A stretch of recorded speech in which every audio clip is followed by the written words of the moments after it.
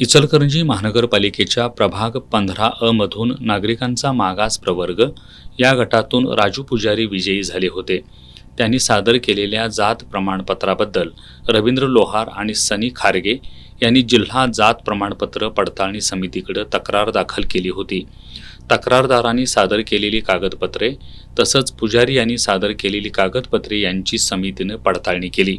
याबाबत वेळोवेळी सुनावण्या झाल्या असून जिल्हा जात प्रमाणपत्र पडताळणी समितीच्या अध्यक्षा सुषमा सातपुते, सदस्य भारत केंद्रे, संभाजी पोवार यांनी पुजारी यांचं जात प्रमाणपत्र रद्द करण्याचा आदेश पारित केल्याची माहिती तक्रारदार रवी लोहार, ॲडव्होकेट सूरज ओगले, ॲडव्होकेट अर्चना कुलकर्णी यांनी दिली।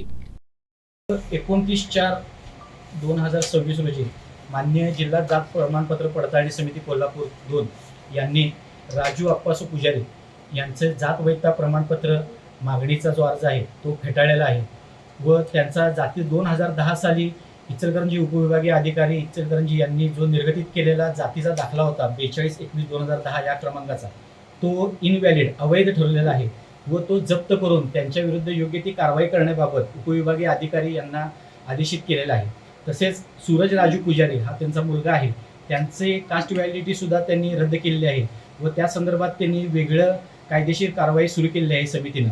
अशा पद्धतीनं ज्या महानगरपालिका अधिनियम 1949 कलम 10(1) क ह्या अनुषंगानं जर आपण पाहिलं तर ज्या तारखेला समिती एखाद्याचे जात वैधता प्रमाणपत्र किंवा कोणतेही प्रमाणपत्र रद्द करते त्या तारखेपासून सदरचे सदस्यपद हे रिक्त मानण्यात येईल असं कायद्यान्वये अपेक्षित आहे। त्यामुळे सदरचा जातीचा दाखला व जात वैधता प्रमाणपत्र मागणीचा अर्ज हा अवैध ठरल्यामुळे व रद्द केल्यामुळे राजू अप्पासू पुजारी यांचे नगरसेवक पद हे धोक्यात आलेले आहे। महानगरपालिका अधिनियमानुसार जात प्रमाणपत्र रद्द झालेल्या तारखेपासून संबंधिताचं नगरसेवक पद रद्दबातल ठरवण्यात येतं। त्यामुळे सोमवारी महानगरपालिका आयुक्त पल्लवी पाटील यांच्याकडे तशी मागणी करण्यात येणार असल्याचं ॲडव्होकेट सूरज ओगले यांनी सांगितलं।